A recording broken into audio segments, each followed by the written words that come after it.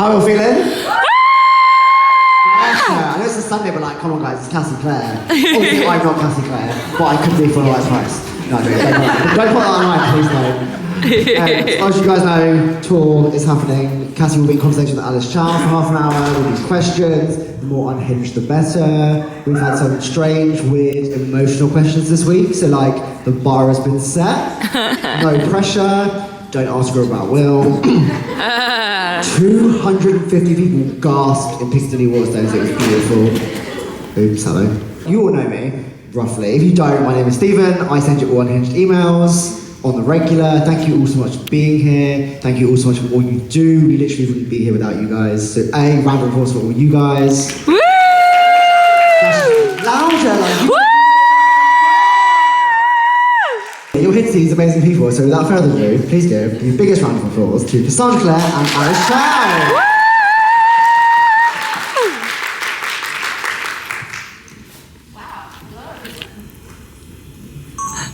Okay. Hi everybody. Thank you for coming. Do we have one microphone that we are sharing? I guess so. Okay. Oh, there's another one over in the corner. Thank you. So we're all here for Cassie Clare, Queen of Fantasy. She is the author of the #1 New York Times, USA Today, Wall Street Journal, and Publishers Weekly best-selling Shadowhunter Chronicles. She is also the co-author of the best-selling fantasy series Magisterium with Holly Black. The Shadowhunter Chronicles have been adapted as both a major motion picture and television series. Her books have more than 50 million copies in print worldwide. Woo! And have been translated into more than 35 languages. Swordcatcher, is the instant Sunday Times bestseller, and it's her first adult fantasy. So, I know we're all here to learn about Swordcatcher, so can you tell us a little bit about your book? Sure. So first, thank you all for coming. It's great to see you. And Swordcatcher, my first adult book, first high fantasy. It takes place entirely in a sort of invented secondary world called Castellane. And it is about two different characters. One is a young woman named Lynn, who is a physician. She is sort of a doctor to the people of Castellane, and she has a best friend who is suffering from a mysterious sickness that she can't cure, and so in order to try to find a way to cure Mariam, she starts to seek out forbidden magic. Then there's also the swordcatcher of the title, a young man named Kel, and he is kidnapped from his orphanage home when he's 10 years old and brought to the palace, where he is pressed into service as the swordcatcher, who is the body double for the prince of the city, meaning that he's trained to talk like Connor, who is right behind me for some reason. This is the prince. So Kel is his body double, and he is made to look like him, taught to walk like him, talk like him, act like him, and he goes out into public as Connor when there's a speech to be made or some kind of public appearance where there's the danger of assassination, and Kel is the person who is basically putting himself out there for the risk of being killed in Connor's place. And this is the job that he has at the beginning of the book, and they are both sort of pulled into a world of debauchery and mystery and murder and intrigue, and yes, I hope you will enjoy it. So I totally love this book, and for many reasons, but we're going to go into them. The first one is Castellane feels super real to me as a place. It's got, as a physical place, it has hills, it has its port, places like Flesh Market Square, Temple District, Merivent Palace, which is high in the hills, where all the posh people live, and the walled district called the Salt. The Salt, is that how you pronounce it? The Salt. The Salt, okay, the Salt. Castellane, the name, is actually a real city in southeast France. However, your Castellane is very distinct, both in its multicultural feel and economic trade as a trade port. Can you talk about how you went about building this place, this world? Sure.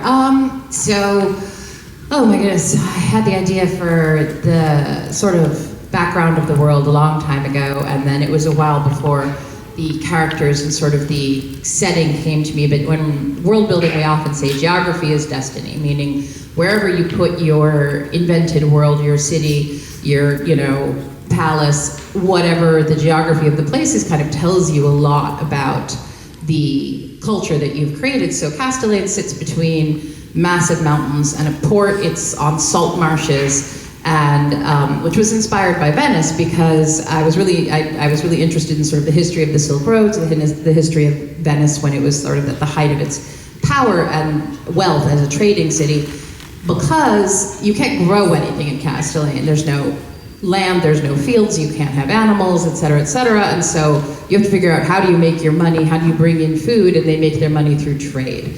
So trade becomes sort of the lifeblood of Castellane, and the city is ruled by what they call the 12 charter families. Each family has a charter for a different kind of trade good: silk, spices, horses, glass, whatever, and they basically take a big tax off of all of the trade of whatever that good is, and so they have an enormous amount of money, they have an enormous amount of power, and these charter seats are inherited, but they can also be taken away, they can be given to someone else, so they're always fighting with each other over who has what charter seat, who has what amount of money, who has what power. It's really a book about power, the transactions of power, how you take power, keep power, steal power, take power away from other people, and all of the power is in this trade in Castellane. So it was a lot of research into sort of really the history of Venice, the history of Constantinople is another, Istanbul, another city that I used as sort of a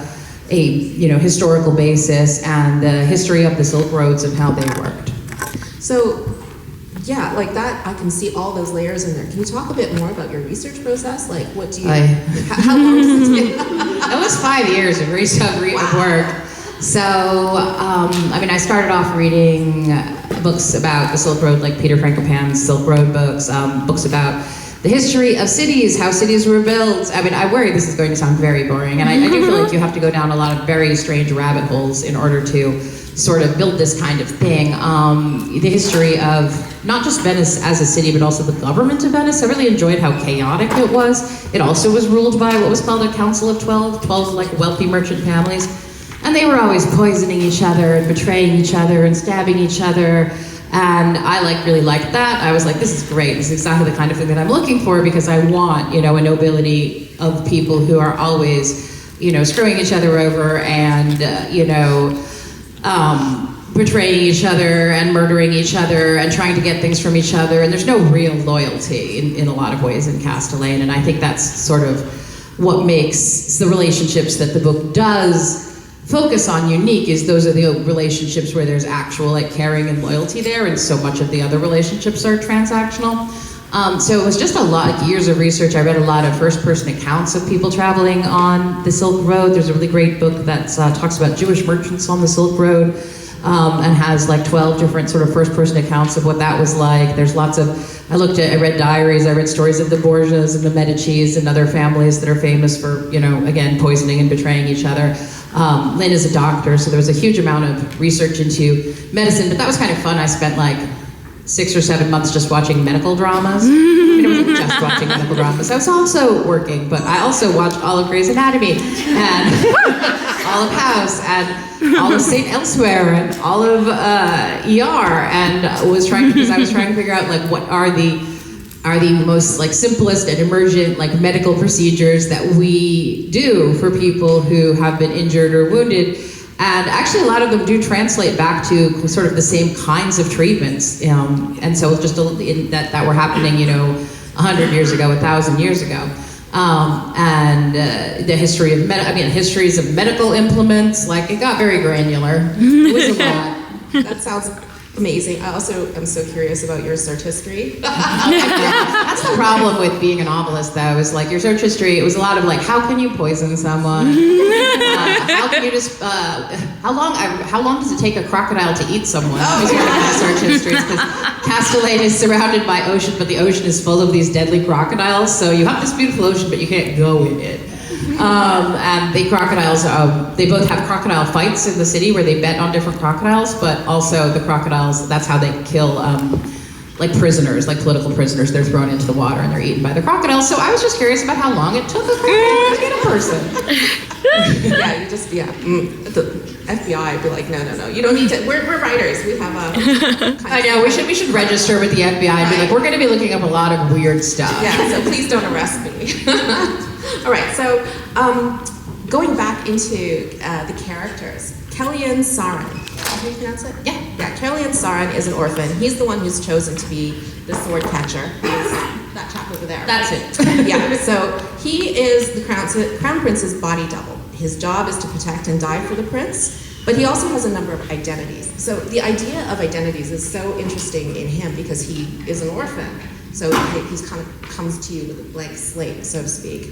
And then he's given this identity. He's called Kel by his friends. He's known as Kel Anjuman to the courtiers, like all the to the nobility. But his name is actually Kellyan Saran.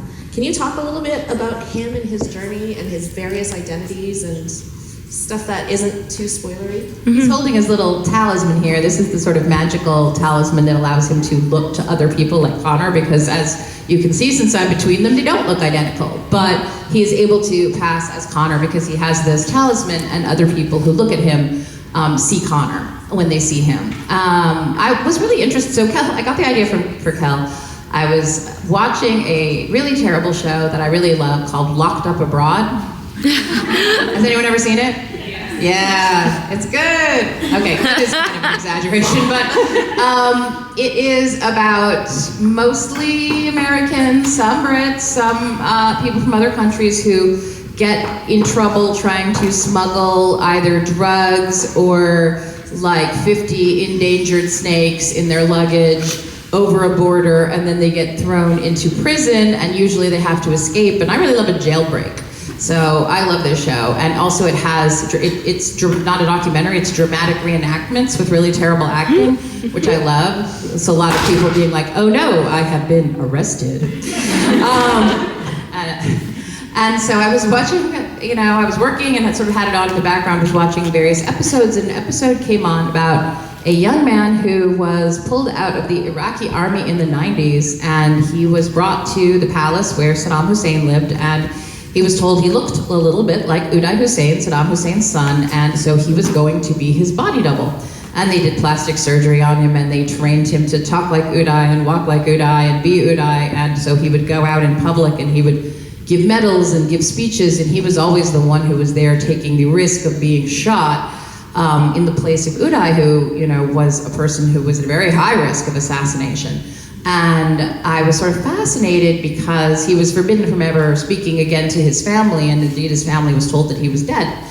And I thought there's something so interesting about having no identity. Like his whole personhood was taken away, and he was made to be someone who was either pretending to be Uday or who was given a different name so that the people in the palace knew him as, so-and-so Uday's friend. And no one ever called him by his real name, and so his identity was sort of slowly eroding away. And I thought this was really fascinating, and I started to think about how this would work in a fantasy context, and then I went down the rabbit hole of looking at the histories of body doubles throughout the ages. They've been using body doubles for famous people since the Roman Empire. They would have body doubles for emperors. And I thought, well, wouldn't it be interesting if there was a kind of magic that allowed someone to pass as someone else completely, so that this was completely convincing, and even people who are who are close to Connor, who are maybe his family, can't tell the difference. And also, what is it like to, when you're just a child, lose your whole name and identity, and you are either pretending to be Connor or you're pretending to be Kel Anjuman, who is the name that they gave him as the prince's cousin. And I also thought, well, the guy whose name I don't know, who was Uday's bodyguard, he hated Uday. He didn't he hated spending time with him. He thought he had a terrible personality, which it did seem like he actually did have a terrible personality. Uday was always murdering people randomly and torturing people, and he really hated sort of being complicit in all of that. And I thought, well, okay, that is interesting, and that is one story, but what if you really loved that person? If you were kidnapped when you were 10, and you spent 15 years living in the same room with someone else, spending all of your time with someone else, waking up with them, going to sleep with them, talking to them every single day, I think you would either hate them or you would love them, and they would become almost a part of you. And so that relationship sort of between Kel and Connor became the sort of seed idea for like how is this sword catcher thing going to work. Wow. Yeah, that's like a lot for a character to take on. And like the idea of being chosen, like you just plucked out of obscurity to... Right, but not like in a good way. I think often in fantasy when you're chosen, it's a good thing. It's like you're the chosen one, you're the hero. In this case, it's like you're chosen for a really terrible job. Yeah, and he sort of, his journey is so interesting. I found him really fascinating to follow. And like his opposite, Lynn Castor, is also somebody... She's over there. Yeah, is that... She's over there. Over there, yeah. I can't really see, but yes, over there. She is the whole concept of being chosen and then choosing for oneself, like that sort of friction between those two things. Lynn Castor feels like somebody who goes through life choosing for herself. She fights against a lot of the misogyny in this world and the expectations and obligations. She's Ashgar, right? So Ashgar are people who are, in a way, they've had their identity taken from them too, because they used to be magical, and there was a sundering, so there's no magic. Well, they have some magic, right? Yeah, it's sort of a world where there was a massive amount of magic, and there were these very powerful sorcerer kings who battled each other with magic and almost destroyed the world, and so almost all magic is gone. The only people left who have any magic are the Ashgar, but it's a very small shadow of what they once had. Yeah, and Lynn basically is somebody who's like, I am not taking this. Like, I'm going to fight tooth and nail. She wants to be a doctor, as you said, to heal her friend Miriam. And women are not allowed to do this. So she really fights tooth and nail to be able to do this. And there's this one scene, which this is not spoiling things, but there's one scene where she dances. Oh yeah. Right? Can you talk about that? Like, that was one of my favorite scenes where it just embodies her character in such a strong way. So there is one scene, she's at a party on the hill, and the hill is where all the nobles live, all those very wealthy people. They live up, high, and they look down on the city below. And so she's brought there by her grandfather, who actually works at the palace. And it's a bit complicated, but there is a dance that is supposed to be performed by the new princess, the person who is going to marry Connor. But for reasons that I'm not going to go into, that person can't do it. And Lynn steps in and says, I'll do it. So she does this dance. It's not probably the dance that she was supposed to do. It is a dance that reenacts sort of the history of her people. I know this is going to sound very complicated, but her people believe in a goddess, not a god. And so that's why they are sort of at odds with the rest of the people of Castellane, is their religion is different. And so Connor basically orders her to do this dance, and she does this dance in which she sort of tells the story, like with her gestures and her body, of the goddess of her people who rebelled against the sorcerer kings and is the one who brought them down and destroyed them. So what I liked about it is that with her dance, she's sort of telling Connor to, I don't know how it's better to say this, to fuck off.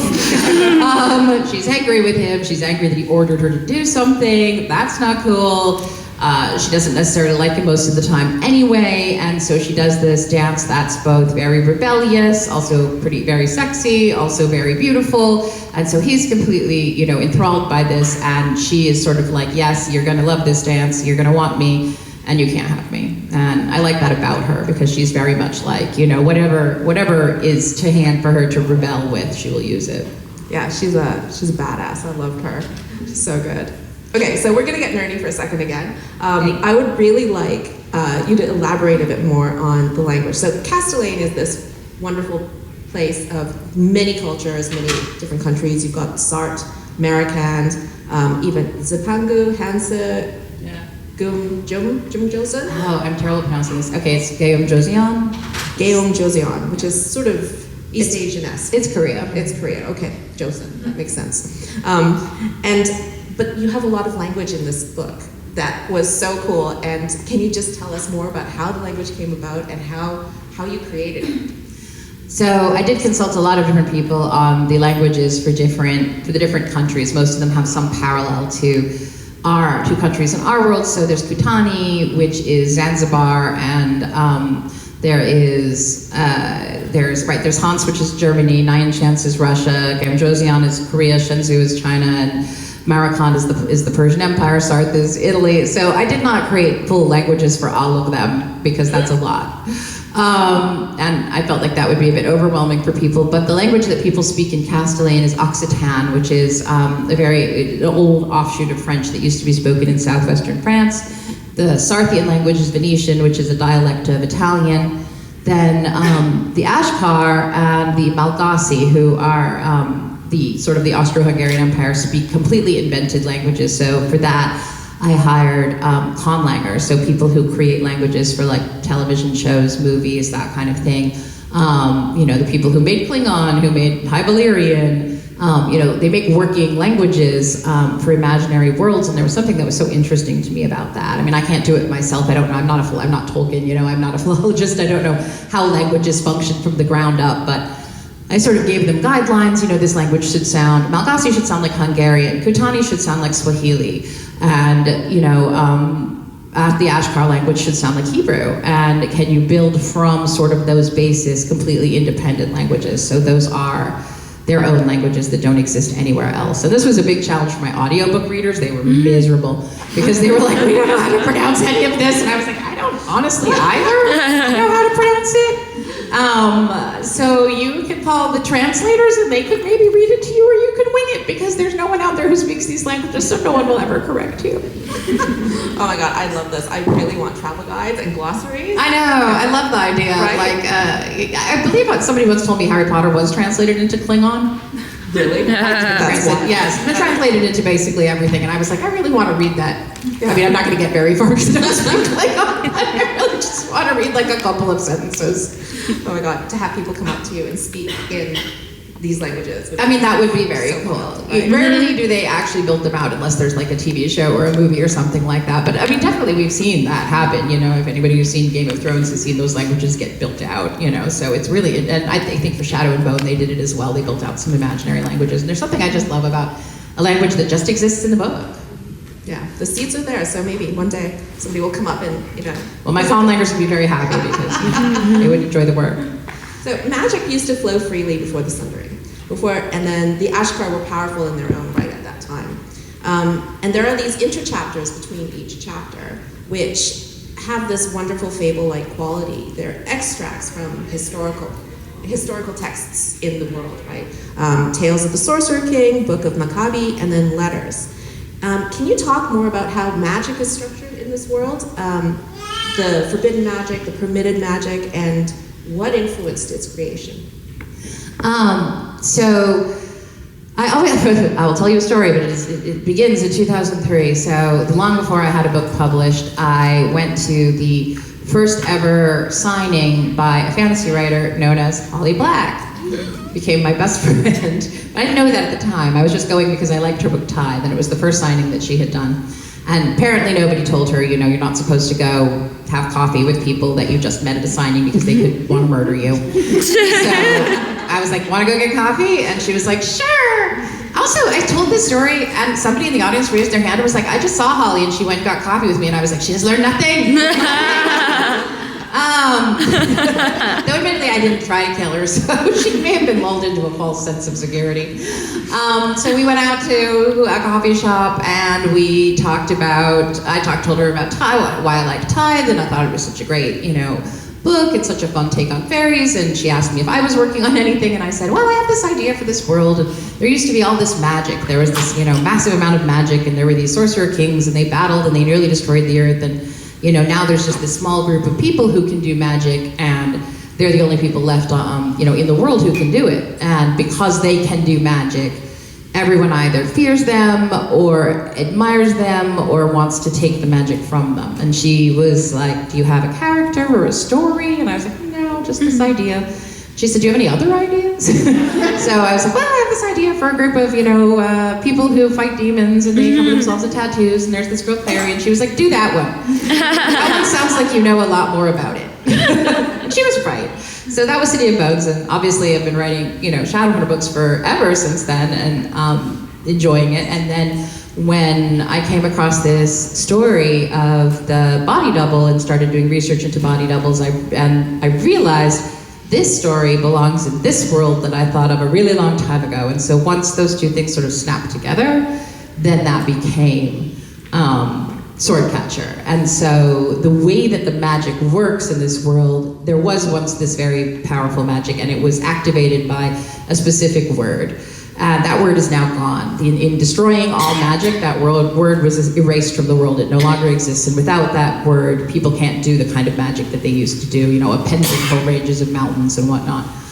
So what's left is what the Ashkar have, and it's these talismans that have words and numbers on them, and this is based on sort of Jewish folklore and mysticism, because in our culture there is this idea that every word in the Hebrew alphabet has a value and a number, and those numbers have a mystical quality. So the thing that's the best known probably is that Chai, which is the word for life, is 18. So if you add up those letters, you get the number 18, and that has this mystical quality of, for instance, when we get gifts from our parents or grandparents, it's often something in the number of 18, or it will be a check for $18 or a donation in a multiple of 18, because what you're doing with that is you're reiterating the power of life. And so I thought, well, it would be really interesting to take, and that's called gematria. That's the sort of the system of how letters and numbers have this magical quality. And so that's sort of the system that I ported over here, where it's called gematria, and people create these complicated combinations of numbers and letters in order to get spells and talismans that actually work.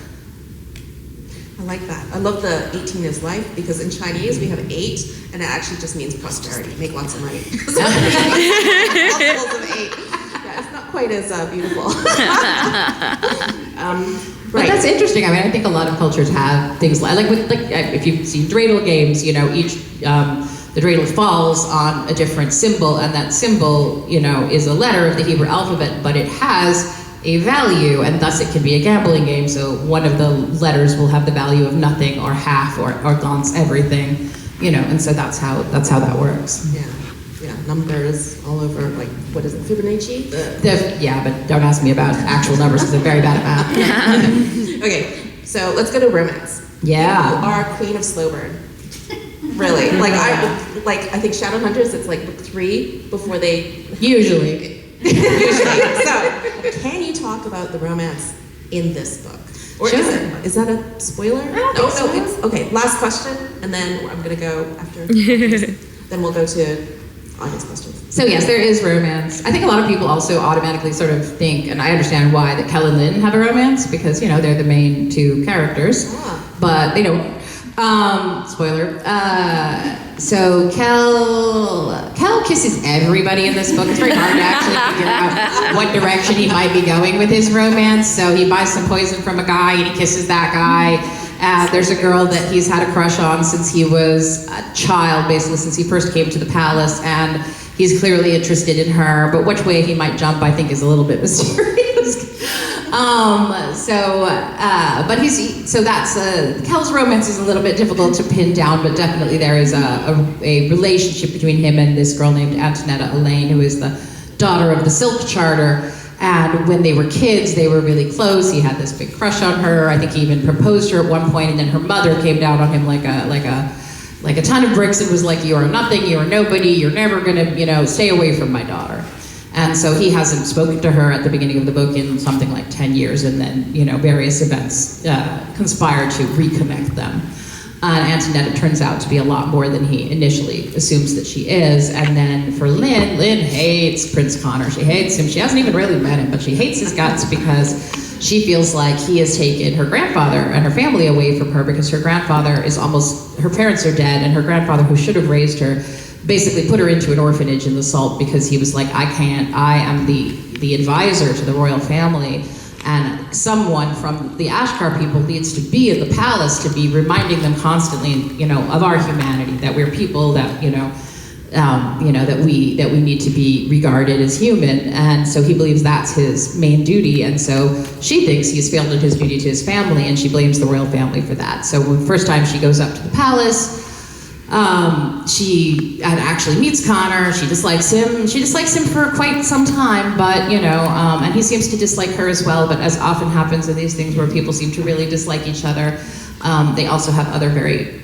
more powerful and complicated feelings for each other. And Connor also just keeps screwing up. Yeah. He keeps trying to do nice things for her, and all of those nice things rebound for so bad.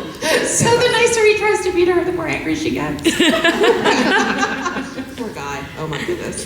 Okay, so we're gonna go to Q&A.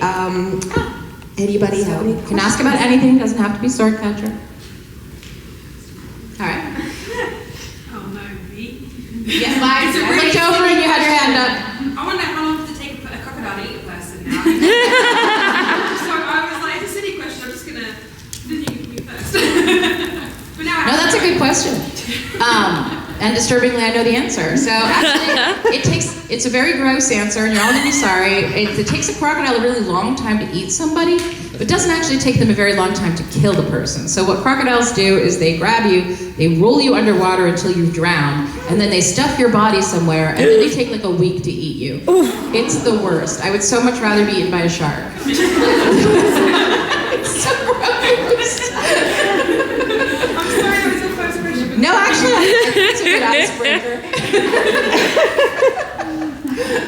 All right. Yeah. You mentioned Holly Black, and then when you were talking about the word that no longer exists, it made me think of like Barney Taylor. I was wondering what sort of authors sort of inspire you or like influence your writing? It's interesting. I mean, Holly's definitely. I don't know. When you have like a really close relationship with somebody, it's sort of less that they're an influence and more that you work on everything with them. So like with Holly, with my friend Kelly Link, and then I have sort of a group of people: Lee Bardugo, Robin Wasserman, Marie Johnson, who are sort of my people. And like whenever I have a book or an idea for a book, we sort of all gather together. We talk about the idea. We talk about the book, how it's going to work out, and then when the book is actually finished, we gather and we talk about the finished book and what's working, what's not working, anything that needs to be changed, and then I do that for them. So we're all very like involved in each other's work. In terms of inspiration for Swordcatcher, I think it's very much like the sort of big fat fantasies that I grew up reading. So things like Tad Williams' Memory, Sorrow, and Thorn, the Robin Hobb's Assassin books. Yeah, those are great. Yeah. Right?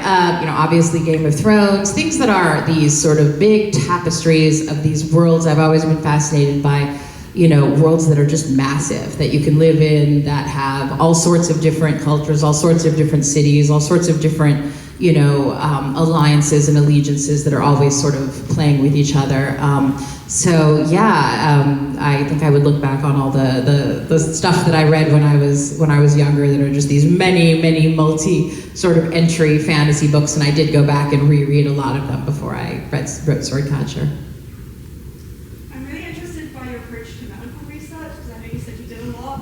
How limited did you feel by what we actually had in history, like lack of anesthetic or lack of antibiotics, or did you have magic in your world? Did you sort of fix it a little bit? I do have magic in my world, so this is about medical research, and how limited, I felt by sort of like what exists in the world of Castellane and what we can actually use. I mean, it was really interesting because my other best friend is a doctor, which is very useful. So at some point I called her and said, is there like an injury that you can get where you're going to die, but if a doctor intervenes and does something, you will be basically fixed immediately? And she was like, that is a very difficult question. I don't know if there's something like that. She goes away, she comes back, she's like, okay, so what you want is a cardiac tamponade. And I was like, what? Okay, so she's like, in TV shows they're always yelling chest tube, or chest tray, and I was like, yes. She's like, that's for cardiac tamponade. That's a chest injury, and the interior of your chest fills with blood, and the blood presses down on your heart and your lungs, and you stop breathing. But if someone takes basically a knife and a tube, they cut a hole in your side and they jam the tube in, all the blood drains out and it saves your life, and it's basically instant. Like you go from being unconscious to sitting up and being like, hey, everything's fine. And I was like, perfect, but did anybody know that? How recent a discovery is this? And so I go back and I start trying to trace the knowledge of what a cardiac tamponade was and how you fix it all the way back through history. There's actually a passage in Gawain and the Green Knight where someone is actually saved by having a reed inserted through their ribs and the blood drains out and they survive. And I was like, okay, so we're looking at like the 1400s here, they knew it then. So I go back all the way to like Greek and Roman medicine, and Galen, who's a famous, doctor of that period, writes about it. So he knew that you needed to, not that many people necessarily maybe survived this procedure, but he talks about how you would cut a hole and put a reed in, like a sharpened reed, and drain out the blood, and then if the person didn't die of infection, they would be cured. And I was like, well, yes, infection is always a question, and so there are some sort of end runs around how, Lynn deals with preventing wounds from being infected. All of the medical herbs and stuff she uses are real herbs that produce, like willow bark produces aspirin, foxglove produces digitalis, and so all of those things that are used in the book really would work. But don't try it because I don't know dosages. Back there. Is it weird after so many years of writing your City of Bones universe to suddenly be in a completely new world? How's that feel? It was definitely strange in the beginning to transit from working on Shadowhunters to working on Swordcatcher, and also I tend to be working on more than one thing at the same time. So I was working on Last Hours and I was also working on Swordcatcher, and so there was a good amount of going back and forth. And it was weird because I thought, Shadowhunters is a world I know really well, I know how the rules work, I know how the magic works, and even though I'm constantly sort of reintroducing new characters and getting to know them, they all exist in that background that I know really well. And so to start something from the ground up, at first I thought, oh, this will be really easy, it's gonna be great, it's a secondary world, I can just make whatever I want, I can just make it up. If I need something, I'll just invent it. And then I realized, no, you can't do that. That makes for really bad fantasy because you wind up with a world that doesn't hang together. Like you have this and you have that and you have this other thing, and they don't logically make sense in anybody's mind that these things would all go together with each other. And so you have to create a world and a culture and an economy and a knowledge base and a set of values for these people that all seem like they could logically exist at the same time in the same place. And then when I realized that, I became very depressed. But I forged on. I wrote a lot of words and threw a lot of words away, and then there was just a moment where it sort of all clicked, and I was like, okay, I know Castellane. I know it really well. I know the map. I know where everything's located. I know how it works. I know everybody's attitude towards things, and then I sort of felt like, okay, I'm in here, and now I know it like I know the Shadowhunter world. Do you have the whole story planned out? Do you know how it went? Yeah, so in an ideal world, Swordcatcher would be 4 books, and I know how it's planned out. I know how it's supposed to end, so I'm hoping, I'll get to write all of the books and all of that stuff will happen. I'm excited about it. Hi, you mentioned earlier that you did a lot of research and a lot of years spent on researching the world and creating that world building, and then later on you had the idea of body double and just clicked. I'm interested in how your character building worked with the world building as well. Did they grow up together? What was the genesis of that story?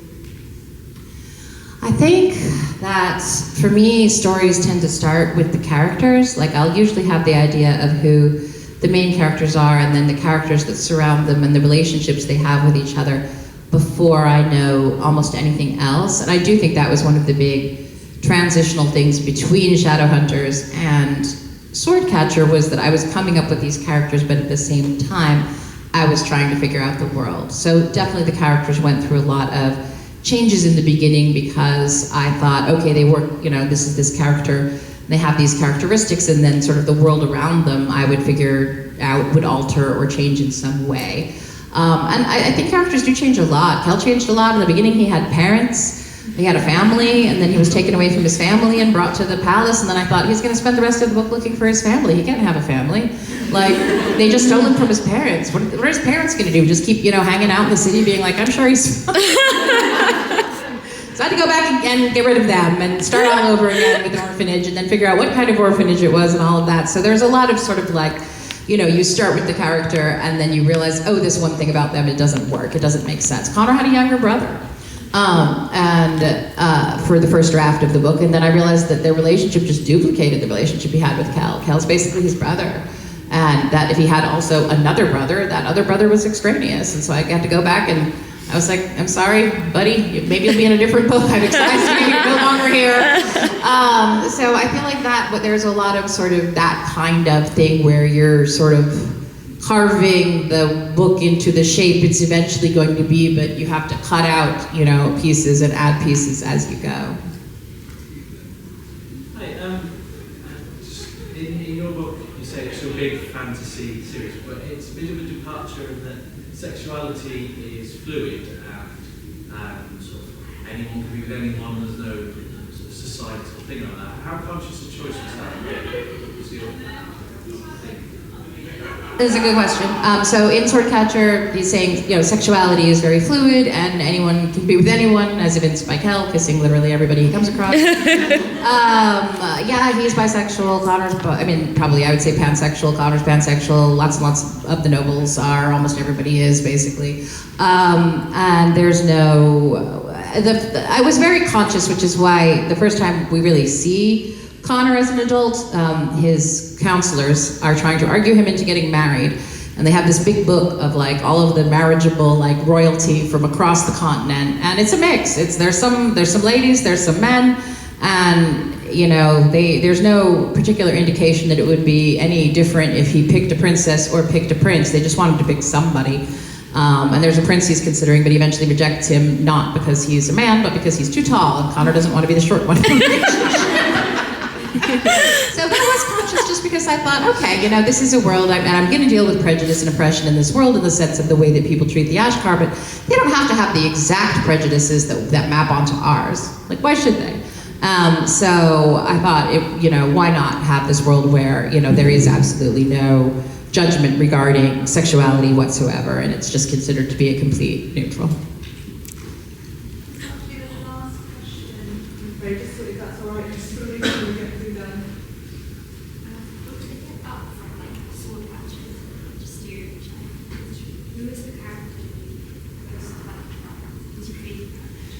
Who's my favorite character to write? I don't know if I could pick one overall of everybody, but in Swordcatcher it's Connor, and in the Shadowhunters books it's Magnus. It's definitely Magnus. There's a reason Magnus shows up in every single book. There's no book that he isn't in. I always feel like it's interesting because Magnus was initially, I just thought of him as this warlock that would be Alec's boyfriend, but also, I was really sort of trying to push back on the idea. I knew that I needed a warlock and someone who'd been around for a long time and someone who could kind of explain the Shadowhunter world to Clary and her friends. And whenever I thought of warlock, I immediately thought of Gandalf, Dumbledore, long white beards, old white men. And I was like, this is not going to be a good boyfriend for Alec. Also, why do they all have to be like that? There's no reason that just because you're 300 years old, you have to grow a long white beard. Also, when I was a child, I thought that Yoda was just a normal human and that he was just 900 years old, and that's what happens to you when you got 900 years old. You got really short and green. And I was like, this is going to happen. My grandpa's eventually going to get really short and green, and then eventually I found out, no, he was an alien. I was very disappointed. But anyway, sorry, that was a good segue. So I was like, trying to think of, a different kind of warlock, and I thought, well, why shouldn't he be, this guy who looks like a 25-year-old club kid and has a birthday party for his cat? It's very New York. So Magnus then became, over the time, this much bigger character, and in many ways I think of him as the moral center of the Shadowhunter world. If Magnus thinks something is good, it's good. If Magnus thinks something is a mistake, it's probably a mistake. And then Connor is a character who is very morally gray. He does some really, really stupid things in this book and makes some bad decisions. The fact that he loves Kel, I think, as much as he does, is his great humanizing quality. I think without Kel, he really would have been a monster, because this is somebody who has been given every privilege and every excuse and every chance to screw up and treat other people badly with no consequences whatsoever. And I thought, well, what would you be like if you had that? And probably you'd be kind of awful. And I think the fact that he has Kel and he cares about retaining Kel's good opinion and recognizes that Kel is a good person, that he would like to be like him, makes him a more interesting character who could really go either way. Anyway, thank you so much for being here. Thank you for